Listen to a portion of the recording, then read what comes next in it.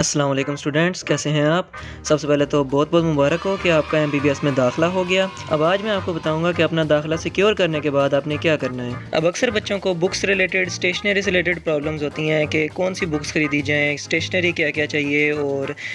خصوصاً ہاسٹلائٹس کو پرابلم ہوتا ہے کہ ہم کیا چیزیں لائیں اور کس طرح ہم نے اپنے آپ کو ایڈجسٹ کرنا ہے۔ تو سب سے پہلے تو میں آپ کو مشورہ دوں گا کہ آپ انسٹاگرام پہ اپنے رسپیکٹیو میڈیکل کالج کے جو سینئرز ہیں انہیں ڈھونڈیں اور انہیں تلاش کرنے کے بعد انہیں کانٹیکٹ کریں، وہ انشاءاللہ آپ کو بہترین گائیڈ کر دیں گے اس حوالے سے ہاسٹل ریلیٹڈ۔ اب بکس کا مسئلہ کیا ہوتا ہے کہ کلاسز سٹارٹ ہوئے 2 ہفتے گزر جاتے ہیں اور بچوں کو پتہ ہی نہیں ہوتا کہ ہم نے پڑھنا کیسے ہے اور پڑھنا کہاں سے ہے، اور اس دوران لیکچرز گزرتے چلے جاتے ہیں، نہ کوئی سمجھ آ رہی ہوتی ہے، اور جب تک پتہ لگتا ہے کہ کتابیں کون سی پڑھنی ہیں تب تک بہت دیر ہو چکی ہوتی ہے اور وہ چیزیں بعد میں کور نہیں ہوتی۔ تو سب سے پہلے ہم کتابوں کو کور کرتے ہیں۔ آپ دیکھیں گے کہ MBBS میں فرسٹ ایئر میں آپ کے مین 3 سبجیکٹس ہیں: انیٹمی، فزیولوجی اور بائیو کیمسٹری۔ تو انیٹمی کے آگے آپ کو مزید 4 ہیڈرز ملیں گے: gross anatomy, general anatomy, embryology اور ہسٹولوجی۔ اس کے علاوہ آپ کو ایک عدد اٹلس کی ضرورت پڑے گی۔ تو ان کی بکس میں آپ کو یہاں پہ شو کر رہا ہوں۔ انیٹمی میں سب سے پہلے بتا دوں کہ لینگ مین اور KLM میں سے لینگ مین میں تھوڑا کنسائز لکھا ہوا ہے، تو وہاں سے پڑھنا بہتر ہے۔ آل دو UHS کی جو سٹینڈرڈ سلیبس ہے اس کے اندر KLM آفیشیل بک ہے، لیکن لینگ مین سے سٹڈی بہتر ہے۔ اسی طرح ہسٹولوجی کے اندر لائق حسین کنسائز بک ہے، لیکن ایکسٹینسو سٹڈی اگر کوئی کرنا چاہتا ہے جیسا کہ میں نے کی تو اس کے لیے جنکوائرہ بیٹر ہے۔ لیکن اگر آپ لائق حسین پڑھ لیتے ہیں اور اس کے ساتھ اپنی ہسٹولوجی پریکٹیکل کاپی اگر آپ نے اچھی بنائی ہوئی ہے وہاں سے پڑھ لیتے ہیں تو وہ بھی انف ہے۔ اور اگر آپ کو بنے بنائے نوٹس چاہیے تو وہ میرے ہسٹولوجی کے اویلیبل ہیں۔ اٹلس کے اندر گراس انیٹمی ریلیٹڈ پکچرز اور ڈایاگرامز ہوتی ہیں جہاں سے آپ اپنے کنسپچوائلائزیشن کو بیٹر کر سکتے ہیں۔ فزیولوجی کے اندر اگر ہم دیکھیں تو گائٹن اینڈ ہال، پر اس کا بہتر ہے کہ آپ 14th ایڈیشن یا اس سے کوئی لیٹسٹ ایڈیشن آیا تو وہ لے لیں، کیونکہ 14th ایڈیشن کے اندر ایک نیو چیپٹر ایڈ ہوا تھا غالباً، سو جن بچوں کے پاس پرانا ایڈیشن تھا انہیں کچھ پرابلمز ہوئیں۔ اس کے علاوہ فردوس فزیولوجی، یہ یاد رہے کہ یہ ریویو بک ہے، آپ نے اسے as a main book use نہیں کرنا ہے، اسے صرف ریویژن کے لیے یوز کرنا ہے۔ اور وائواز کے جو کویسچنز ہیں وہ اکثر ایسے ہوتے ہیں جو گائیڈن اینڈ ہال میں لسٹ نہیں کیے ہوئے، تو ٹیچرز جو پوچھتے ہیں وہ زیادہ تر JP میں سے آ جاتے ہیں، تو وہ آپ ایک PDF فارم میں رکھ لیں۔ بائیو کیمسٹری میں اگر ہم دیکھیں تو لپنکاٹ، ستیہ نارانیہ، یہ دونوں آپ کی مین بکس ہوں گی۔ اس کے علاوہ کچھ چند ایسے ٹاپکس ہیں جو آپ ہارپر سے اور چیٹرجی سے پڑھیں گے صرف وائواز کی پریپریشن کے لیے، اور چند ایک ٹاپکس ہیں جو بچے فائق سے بھی تیار کرتے ہیں اور مشتاق سے تیار کرتے ہیں، لیکن it's completely up to you, یہ کوئی نیسیسٹی نہیں ہے۔ مین بکس آپ کے لپنکاٹ اور ستیہ ہیں۔ اس کے بعد اب آتے ہیں مین چیز پہ جو کہ ہے پاسٹ پیپرز۔ آپ نے ڈاکٹر آمنہ اقبال کے پاسٹ پیپرز لینے ہیں اور کوشش کریں آپ کے پاس لیٹسٹ ایڈیشن ہو، کیونکہ ہر سال اس کے اندر نیو کویسچنز ایڈ ہوتے ہیں۔ اور یہ بات تو ہمارے امیر الدین کے میڈل مشین ڈاکٹر ولید ملک بھی بتا چکے ہیں کہ پاسٹ پیپرز ہر بچے نے لازمی کرنے ہوتے ہیں، تو پاسٹ پیپرز پہ اپنا فوکس خاص رکھیے گا۔ اس کے بعد اگر میں اسٹیشنری کی بات کروں تو وہ مین چیز جس کے لیے آپ MBBS میں آئے وہ ہے ڈاکٹرز وائٹ کوٹ۔ بہتر ہوگا اگر آپ 2 ابھی سے لے کے رکھ لیں اور ٹیلر سے اس کی فٹنگ وغیرہ کروا لیں، کیونکہ بعد میں جو وہ فری سائز ہوتے ہیں وہ بہت عجیب لگتے ہیں۔ اس کے علاوہ آپ کو چاہیے ہوں گی ہسٹولوجی پینسلز یا HNE سٹینز، یہ آپ نے اس سے بنانی ہوتی ہے اپنی ہسٹولوجی پریکٹیکل کاپی، تو ڈایاگرامز بنانے کے لیے یہ چاہیے ہوتی ہیں۔ اس کے بعد بہتر ہے آپ لے لیں سرجیکل گلوز اور ماسکس، کیونکہ ڈائسیکشن کے اندر ان کی ضرورت پڑتی ہے، اور کیونکہ زیادہ تر جو آپ نے کتابیں پڑھنی ہیں وہ PDF فارم میں ہیں، تو ایک لیپ ٹاپ آپ کی پڑھائی میں مدد کر سکتا ہے، آل دو آپ فون سے بھی پڑھ سکتے ہیں۔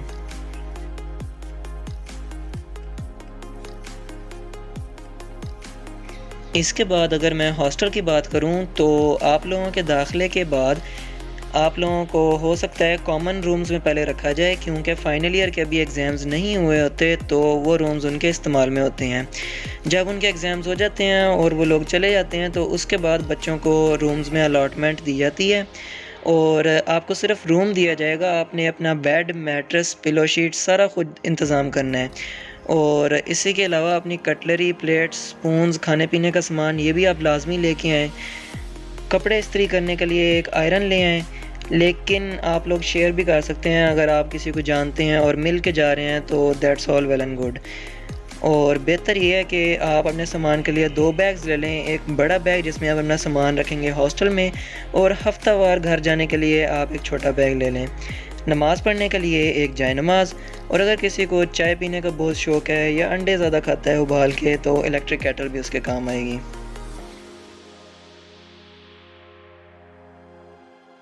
اب اس کے بعد جو سوال ہر بچے کے ذہن میں ہوتا ہے کہ آپ کے کالج کی کیمپس لائف کیسی ہے۔ اگر میں امیر الدین میڈیکل کالج کی بات کروں تو ہمارے یہاں پہ تمام ٹیچرز پوسٹ گریجویٹ لیول کے ہیں، اور یہ ٹیچرز اوور دا ٹاپ جاتے ہیں آپ کو ٹاپک سمجھانے کے لیے، اور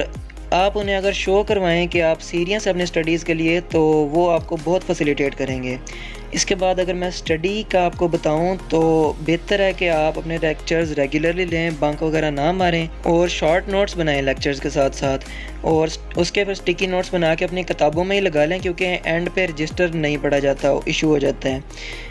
اب اگر میں بتاؤں سینئرز کے ساتھ آپ کا انٹریکشن کیسے ہو سکتا ہے، تو جب آپ کا داخلہ ہوگا تو آپ کو سینئرز ملیں گے جو شاید آپ کے ساتھ تھوڑا ہنسی مذاق کریں کہ ہمارا نام پتہ کر کے آؤ، ہم سے سلام کرو، جاؤ اس درخت کا نام پتہ کر کے آؤ، اور اس طرح کے الٹی سیدھے فن اور مذاق کرتے ہیں۔ تو بعد میں جب آپ ان سینئرز کے ساتھ گھل مل جاتے ہیں تو ہم لوگ پھر آپ کو بتاتے ہیں کہ آپ نے کون سی چیز کس کتاب سے پڑھنی ہے، اور ٹیچرز کے فیورٹ ٹاپکس کون سے ہیں، ایگزام کا فیورٹ ٹاپک کون سا ہے، اور آپ اتنی ایمنس بکس جو سی ہیں ان کو شارٹ لسٹ کیسے کر سکتے ہیں، اور اس کے علاوہ ہم آپ کو نالج کو اپلائی کرنے کا طریقہ بھی بتا سکتے ہیں۔ یہ چیزیں کیونکہ انسان کو خود کتاب پڑھنے سے نہیں آتی بلکہ پریکٹیکلی وہ ایگزامز دے کے پتہ لگتی ہیں، تو اس کے لیے سینئرز کی ہیلپ بہت ضروری ہوتی ہے۔